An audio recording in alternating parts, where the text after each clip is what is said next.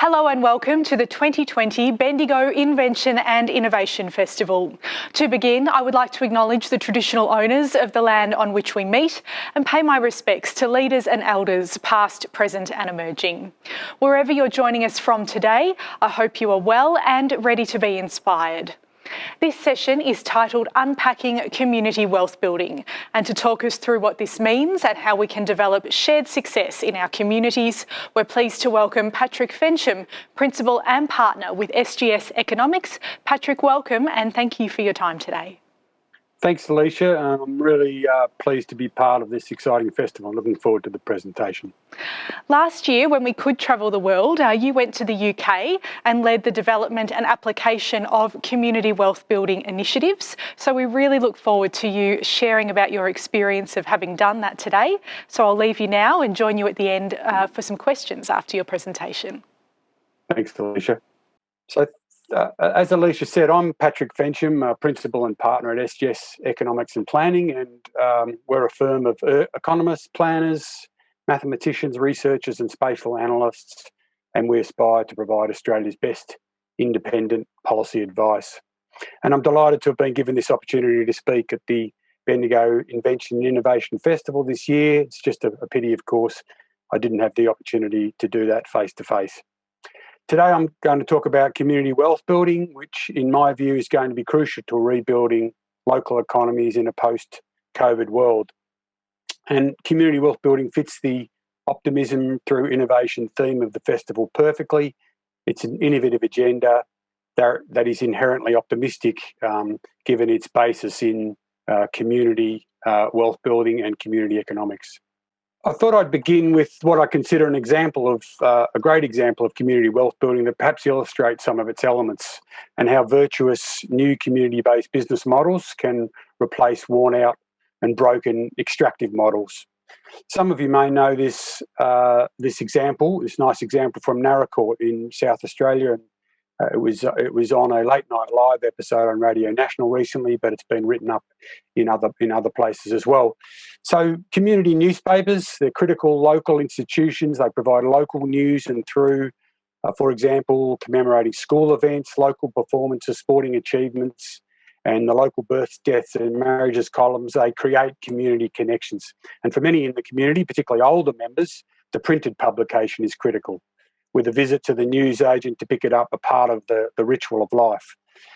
60 to 70% of regional local community newspapers in Australia are owned by News Corp and ACM, but this shareholder-based corporate model of ownership is failing and creating what have been called zombie newspapers, local in name only, with perhaps one journalist, though often multiple sales personnel, syndicated news from metro areas increasingly going online, very little local council news, and in some cases offshore call centres dealing with the requests or the input from locals. You might recall the May 2020 news that News and ACM closed or moved a number of community and regional newspapers online. This has, in a sense, destroyed the value proposition in community newspapers, and they aren't businesses suited to this value extraction corporate model. One of the newspapers sent online by the ACM was the Narracourt Herald.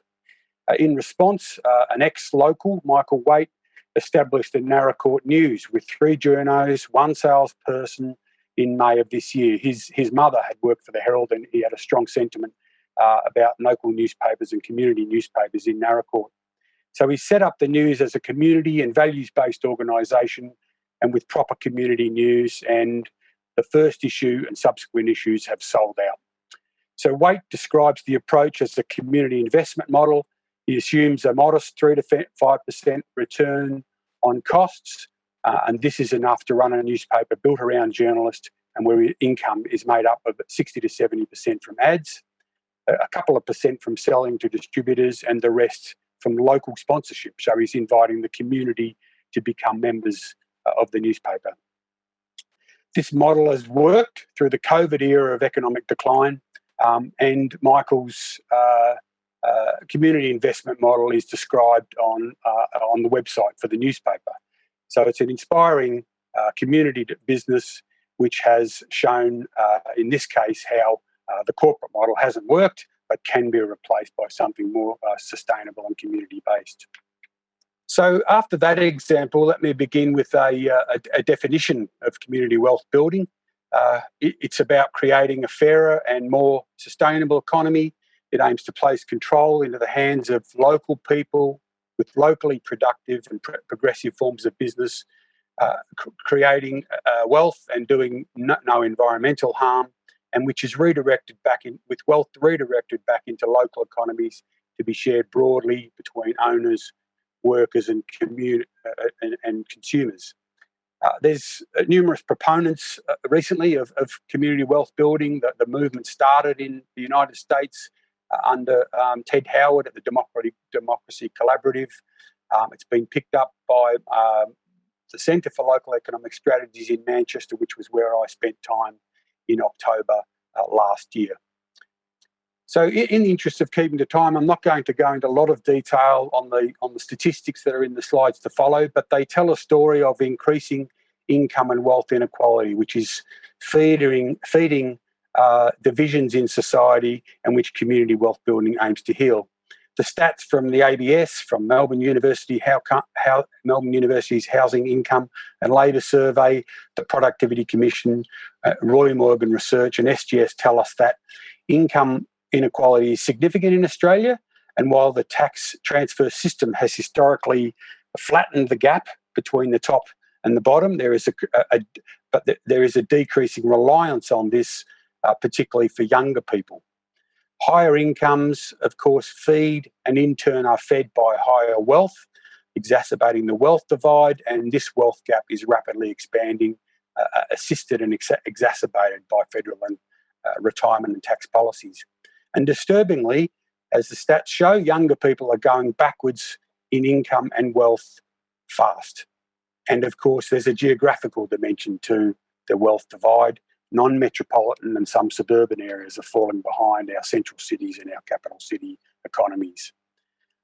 This sort of inequality is feeding disaffection, alienation, disconnection, and community divisions, and of course that feeds into a mistrust of politics and institutions. So ultimately, community wealth building is about addressing these challenges of rising regional and local inequality, environmental degradation, and wealth extraction.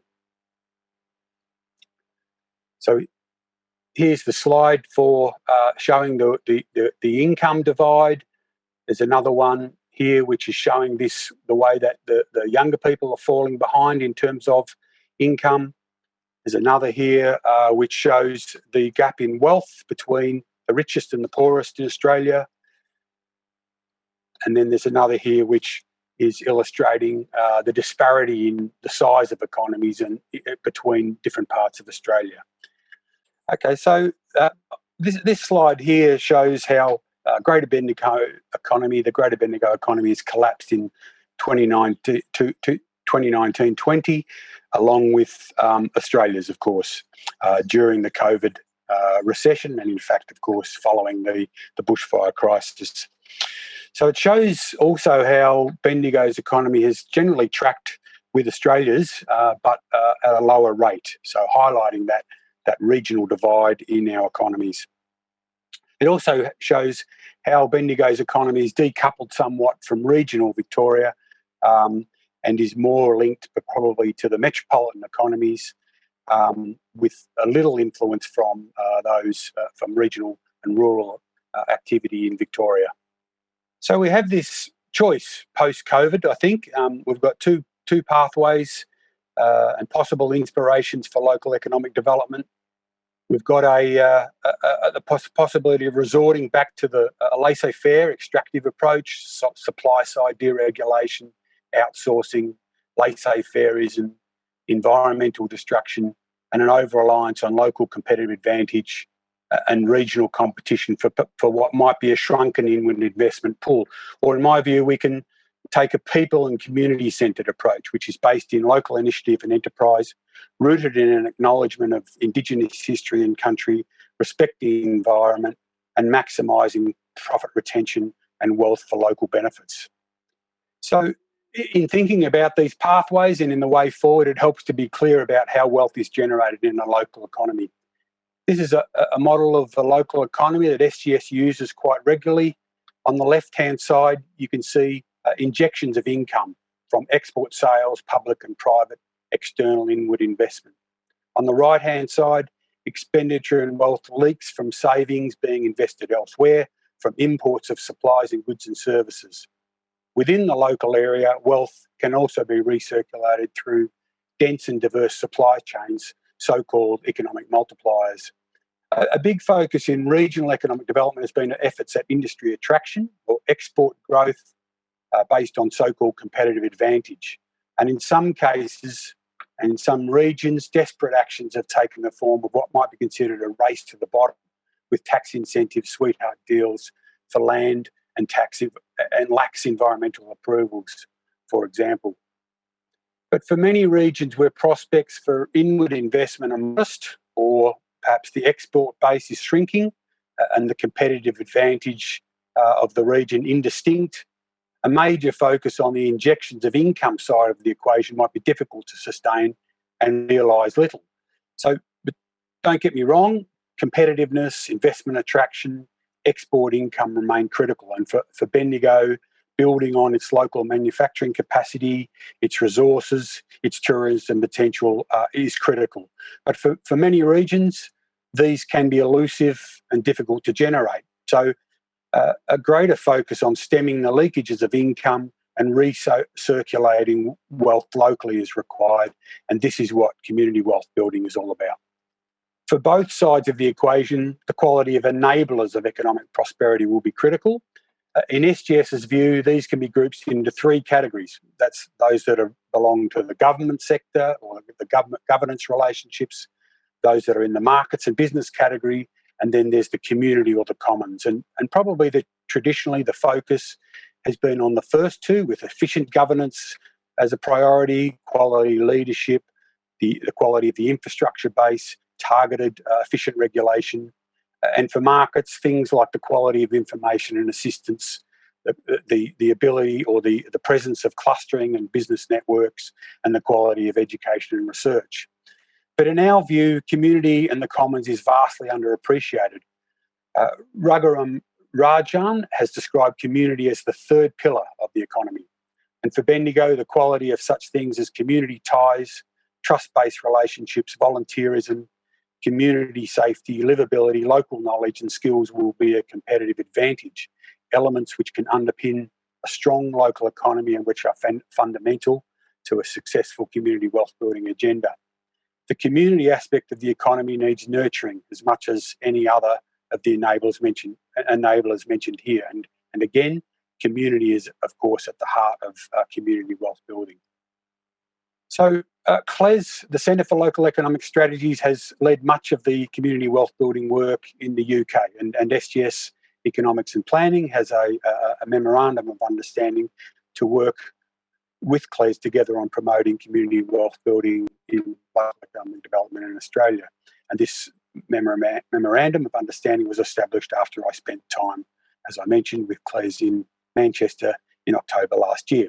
So CLES described the community wealth building action agenda by reference to 5 linked pillars or principles. I'll describe each in turn in a little more detail in the slides that follow, but so-called anchor institutions have a significant role in implementing the agenda, and they've been a focus in the work that CLES in the UK has undertaken. In the UK, these have tended so far to be public sector institutions, but there's no reason they can't also be large and significant private sector institutions. And by way of definition, these anchor institutions are what they sound like. They are anchored in the community and they're not likely to be going anywhere, unlike perhaps some private firms and some firms whose capital is mobile and they might have a tendency to leave regions. Anchor institutions are locked into regions and they're very important in this community wealth building agenda. And Bendigo already has a bedrock of anchor institutions who are committed to the city and the region's economic development, and they could be mobilised further to undertake action in implementing community wealth building across the 5 pillars. Many jurisdictions in Australia are already implementing elements of community wealth building, so it's not all new to Australia, but it is often piecemeal and without a coherent or central philosophy. But we've got our opportunity to develop our own version of community wealth building, drawing on the work of the Democracy Collaborative in the UK, CLES the Democracy Collaborative in the US and CLES in the UK, and building on initiatives that are already occurring here, but extending them and making them part of a comprehensive approach. And in my view, Bendigo can be an Australian leader in community wealth building. So a lot's been written about the Preston model. It's been a flagship for community wealth building actions. This is Preston in Lancashire in the UK. Though, of course, lots of other cities in the UK are also deep into implementing this agenda. But Preston remains a good case study to describe what community wealth building is all about. So Preston Council was deeply affected by budget cuts, central government budget cuts. Austerity kicked in. The budget was reduced by more than a half over about 5 years. It's an area of already significant disadvantage and unemployment, subjected to industrial restructuring over many years. A private sector shopping centre proposal for the downtown area was withdrawn, and this withdrawal became a catalyst for action. The council has adopted a fairness agenda with a number of key elements and bottom lines in how it conducts itself in relation to equality and social justice. Preston Council was the first employer in the north of England to adopt a living wage in 2012, and it engaged with the Centre for Local Economic Strategies, that's CLES, to work with 6 Preston anchor institutions on procurement reform. The 6 anchors in Preston were the City and County Councils, Central Lancashire University, the Police Force, a large sixth form college and a community housing association. They all agreed to a collaborative procurement charter, which takes this beyond a tick box exercise, and sometimes that sort of tick box approach is characterised by local initiatives in Australia, for example. But this procurement charter was agreed to by the 6 anchors and comprised 6 objectives: to simplify the procurement process and encourage a diversity of organisations to bid for contracts, to reduce the spend leaking out of the Preston and Lancashire economies, to understand the local business base in greater detail, to develop the capacity of local businesses and social enterprises to bid for contracts, to raise local awareness of procurement opportunities, to identify services that could potentially be provided by worker cooperatives. And in my time in the northwest of England, it's this anchor collaboration, the Preston, in the form of the Preston Procurement Practitioners Group, which I consider to be one of the most impressive aspects of the Preston model, and one that I observed in action and talking to key stakeholders within that procurement practitioners group. So what's been the results of some of the work that Preston Council have done? Well, there's been a significant shift in local spend by the anchors, and this at the same time as overall spending has declined. So there's an impressive achievement there. So because of austerity, the overall budgets of the anchor institutions have fallen significantly, but spending in Preston by the anchors has increased from 5% of the total spend in 2013 to 18.2% in 2016-17. And at the same time, there's also been an increase in the expenditure in the wider Lancashire economy, and the council puts the dividend in terms of jobs at about 1,650 jobs, while in the wider Lancashire area around about 4,500 jobs. And the work's not finished. There's more opportunities for social value creation, and the procurement network is continuing to raise the social value expectation of suppliers, and also more analysis is being done on the downstream social value of suppliers. So there's an expectation now occurring within that local economy that suppliers are progressive employers, adopt inclusive practices, and as much as possible seek to address disadvantage in their employment practices. And there's a range of other community wealth building initiatives that have progressed or are underway in Preston. So Before finishing, I'll just again briefly return to each of the 5 pillars and allude to 1 or 2 ideas that might be implemented on each category. And I'll mention a few good examples that are already happening in Australia, which could be grouped under these categories or could be included under these categories. So the first one is this progressive and local procurement focus. It's about the anchor institutions and large local businesses using their procurement processes and decision making to deepen local supply chains and assist in socially virtuous business development, spending and investments.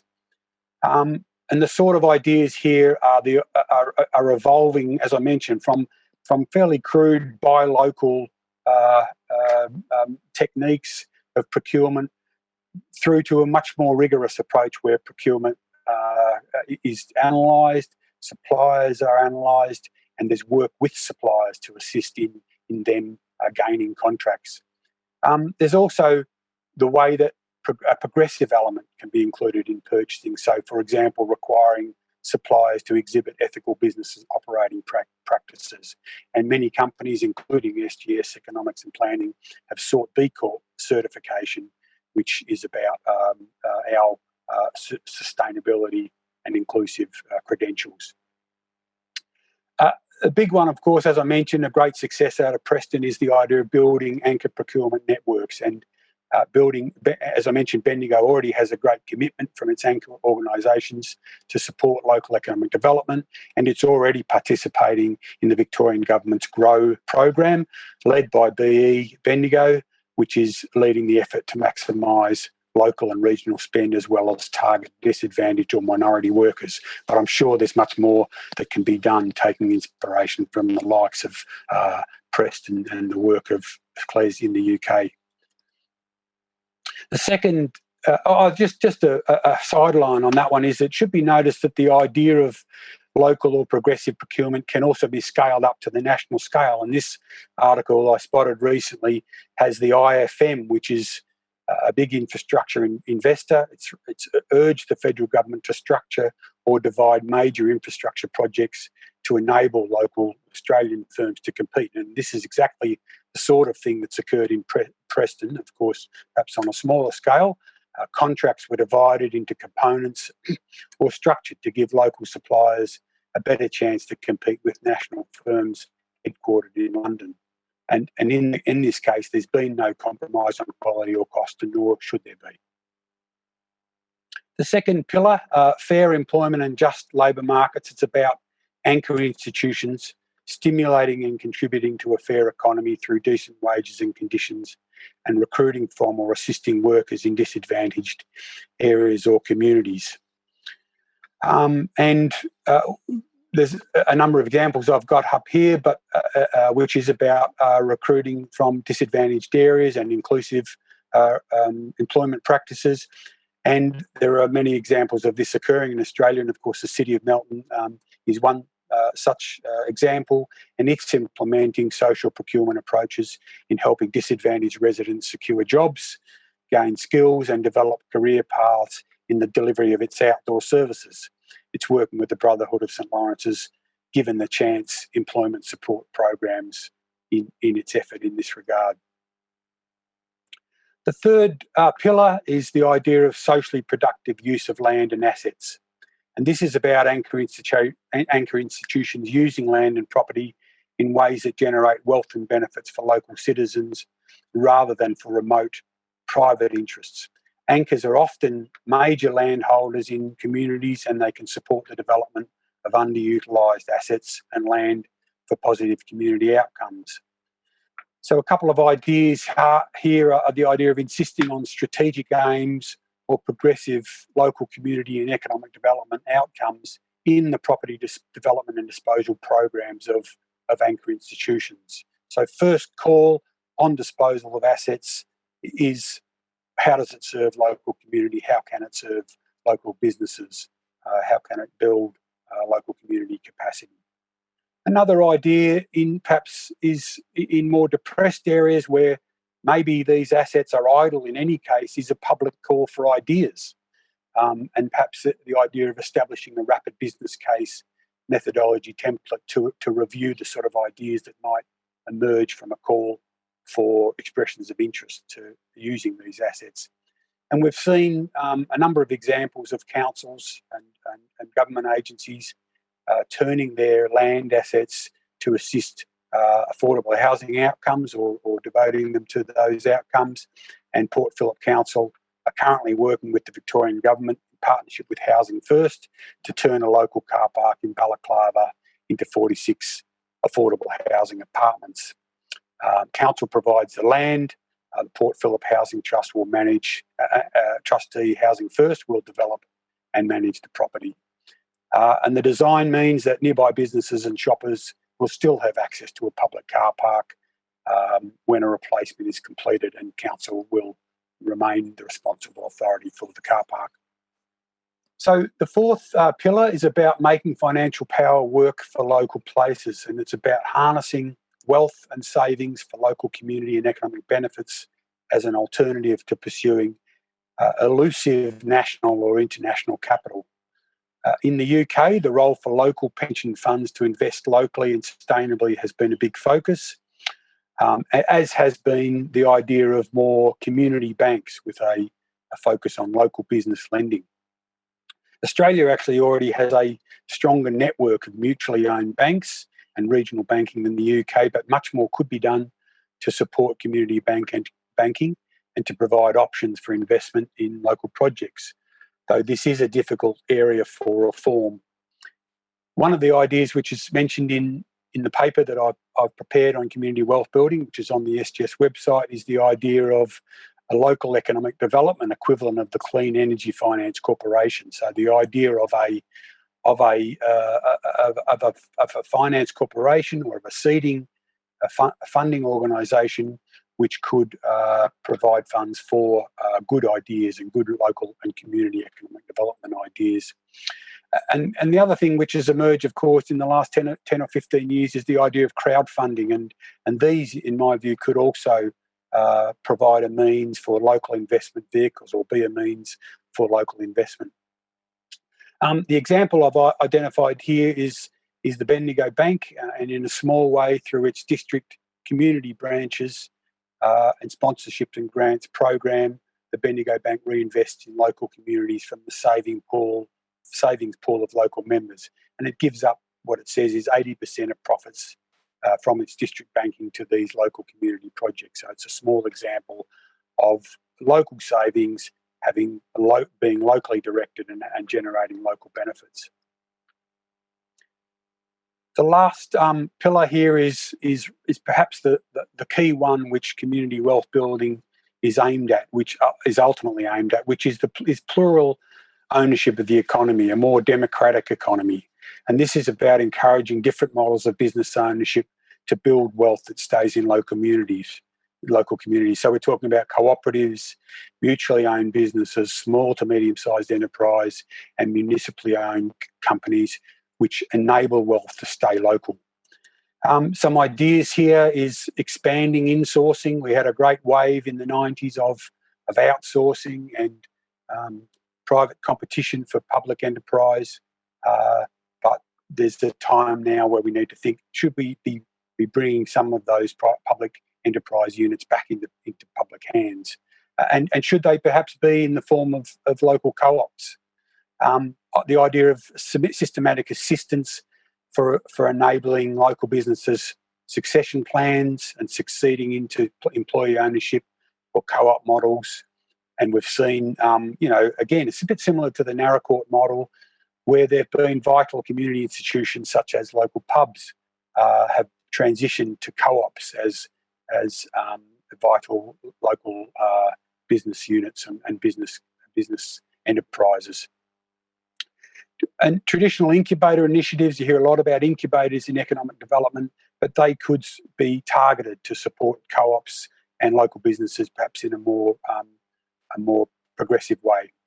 And ultimately, we're going to see a continued growth in the health and wellbeing economy, and it would be really great to see this devolved into community co-ops. So co-ops and groups rooted in the community providing care for our most disadvantaged people. One example in Bendigo of a great co-op is BIIF. It's led by Ian McBurney, And it is a great example of a community-focused co-op. It's just sort of starting up, but it's launching its Villages digital community sharing platform soon. And this, in a way, came maybe a few months too late. It's in a sense, it's formalising and deepening the sort of thing we've seen with street and neighbourhood WhatsApp support groups during the COVID-19 lockdowns. And in the BIIF, members, of course, will be owners, consistent with the co-op philosophy. So there's a great example right there in Bendigo. So the last slide here, just concluding. So the deep interventions of the state during the COVID-19 crisis, although introduced in extraordinary circumstances, have highlighted how old economic policy norms can be readily set aside and how a new platform of potential has been established. And in my view, any new paradigm should adopt community wealth building type principles with its local, inclusive and community focus. As mentioned, the Australian version will necessarily be different from that being rolled out in the UK, or US or Europe. Our problems and governance institutions are not the same. For a start, Australian community wealth building must fold in Indigenous perspectives and interests. And in my view, Bendigo is the perfect place for a much deeper dive into community wealth building. It's got its own identity and distinct area of influence. It's got a diverse economy, a strong array of anchor institutions, and importantly, a deep well of community and trust-based relationships. It's also at an economics crossroads post-COVID-19. While it has strong economic assets, it also has high unemployment and deep pockets of disadvantage, which will be worse following the COVID downturn. It will continue to receive occasional private and public inward investment, but the way it captures and recirculates wealth for the benefit of its businesses, workers and residents will determine its future and prospects. Community wealth building is a critical, if not essential, way forward. Thank you for hearing my presentation and hope you all have a great festival. Patrick, thank you so much for sharing your insights with us today. I think it's given all communities tuning in food for thought on how they can go ahead and create shared wealth in their own towns. So I'll dive into some questions now. Our first one being, based off your presentation today, where do you think Australia ranks when it comes to community wealth building programs? What's our report card when you compare us to, say, the US or the UK? Yeah, good question. As I mentioned during the presentation, there are some scattered examples of community wealth building initiatives or initiatives that would fall under that broad heading that have occurred. I think generally we'd rank poorly though in this area. I think we've tended to operate under a particular economic paradigm or economic policy paradigm for 20 or 30 years, and we need to reset now. And as I say, there's some really great examples emerging from the US and the UK and in Europe, which are based around these community wealth building principles. The movement is growing. The relevance of the agenda is growing. And Australia, I think, though, is still in catch-up mode, notwithstanding the fact that there are some isolated good examples occurring. I think the thing where we'll notice a change is when we hear this sort of language coming out of the policy platforms of not just local councils, where it's an obvious area for focus, but also, of course, at the Victorian and state level, or at the national level, where we're actually hearing about this idea of putting the community and community interests and sustainability and progressive ideals at the heart of economic development approaches and policy. Yeah, we really just need to see more of those examples, I suppose, to spur us on. Does community wealth building, in your opinion, create a better society? You mentioned that it's one of the best ways to recirculate wealth in a community. So how does it set a community up for its future, do you think? Look, that's a good question, and I think the two prongs are relevant because it seems to me one of the problems in the economic policy settings that we've had is that it's somehow been seen as separate to community and society. So, it's very much been, to a great extent, there's been some dogma there. There's been a sort of a neoliberal ideology which we've followed somewhat. And look, it's expanded the pie. We've had decades of economic growth, of course, come to a crashing halt recently. But the great failure of neoliberal economics has been how it has redistributed wealth and how it has dealt with marginalised communities and communities that are left behind. So community wealth building does both things that are implied by the question.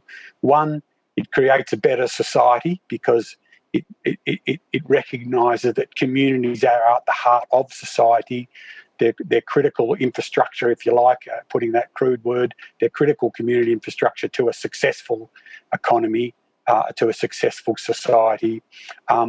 But also that the elements of community wealth building are about focusing on recirculating local wealth and building local economies and building the strength of local economies, rather than seeing that wealth dissipate or being extracted outside the region. So it's virtuous from